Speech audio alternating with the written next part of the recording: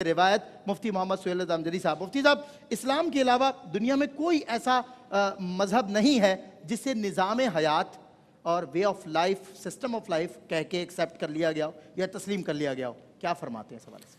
بسم اللہ الرحمن الرحیم.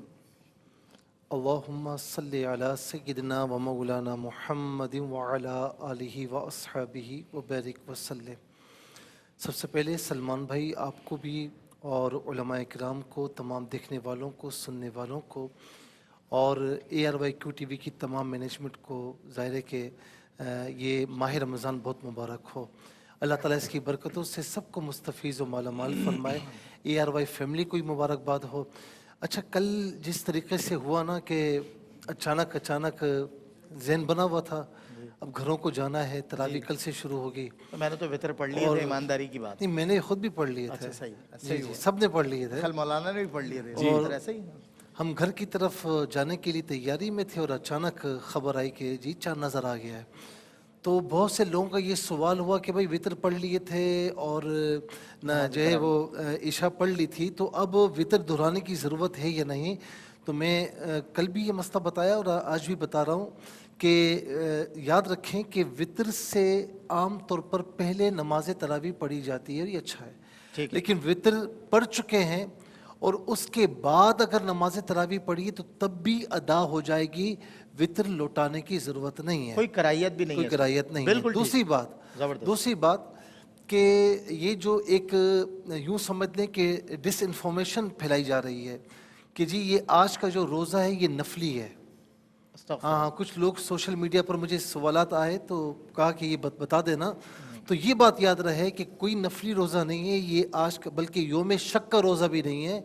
آج حتمی طور پر جب رات کو اعلان ہو گیا چاند کا اور شہادتیں موصول ہو گئی ہیں, تو آج کا روزہ یہ فرض روزہ ہے.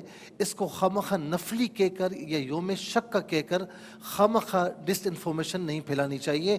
اور ظاہر ہے کہ آپ کہہ رہے ہیں نفلی روزہ اور یہ فرض روزہ ہوا, آپ کے کہنے پر کسی نے کچھ اور کیا تو اس کا وبال کس پر ہوگا؟ آپ کے سر ہوگا. فرض روزہ ترک ہوگا. تو یہ ذرا سا خیال رکھیں, ٹھیک ہے. دوسری بات آپ نے فرمائی, ویسے ہیڈ سافٹ آپ نے بڑے کور ایشو پہ اور بڑی دکھتی ہوئی ایک رگ تھی جسے آپ نے بالکل سلجھا دیا. یہ ضروری ہے, علماء بھی یہاں بیٹھے, مفتی صاحب بھی یہاں بیٹھے, ضروری تھا, بالکل ضروری, تاکہ یہاں سے ایک متفقہ بات جائے. بالکل ٹھیک ہے نا.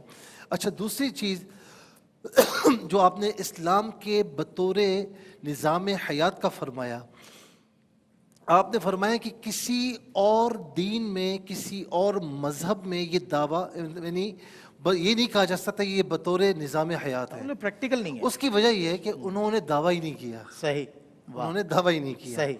یعنی آپ یہ دیکھیں کہ زبور میں آپ کو مختلف جو زندگی کا یعنی جو ایک نظام ہے, اس کے حوالے سے آپ کو بات چیت نہیں ملے گی, کلمات نہیں ملیں گے.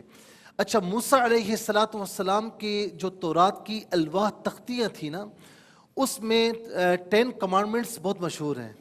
اور آپ کو یہ جان کر حیرت ہوگی کہ یہ یوں سمجھ لیجیے کہ جنگی میدان میں, چونکہ اس وقت فرعون سے مقابلہ تھا, یہ سارے مقابلے تھے, موسیٰ علیہ السلام کے مقابلے پر وہ قارون بھی تھا, ٹھیک ہے نا. تو وہاں پر جنگی طور پر رہنمائی موجود ہے. اور رہی انجیل کی بات, تو عیسیٰ علیہ السلام کے ابتدا ہی میں انجیل کی عیسیٰ علیہ السلام کا کلام موجود ہے کہ میں تو صرف بھولی بصری بکریوں کو یا بھیڑ کو جمع کرنے آیا ہوں. ٹھیک ہے نا. رہنمائی موجود نہیں ہے. لیکن اگر مکمل طور پر کسی دین نے اگر یہ دعویٰ کیا ہے کہ یہ بطور نظام حیات کے ہے, تو فقط دین اسلام ہے. کیا بات ہے, کیونکہ ٹو بی ویری آنیسٹلی اس کے دائی نے 40 سال پریکٹیکل پہلے پریکٹیکل بتایا کیا ہے. اب یہ دیکھیں کہ ان الدین عند اللہ الاسلام. اچھا, یہاں پر دین جو ہے علماء کرام نے سسٹم کے معنی میں لیا ہے, نظام کے معنی میں لیا ہے کہ اگر کسی نظام کی بات کرو گے تو اللہ کے نزدیک ایک ہی نظام ہے اور وہ اسلام کا نظام ہے. اچھا, حضور نبی کریم صلی اللہ تعالی علیہ وسلم نے اسی نظام پر عمل فرمایا اور گویا کہ 40 برس فرمایا نا کہ جب انہوں نے یہ کہا کہ آپ کی نبوت پر دلیل کیا ہے, تو آپ نے فرمایا کہ فقد لبثت فیکم عمرا من قبلی، میں نے یہ ساری عمر بچپن سے لے کر اب تک تمہارے سامنے گزاری ہے، تو بتاؤ مجھے ذرا.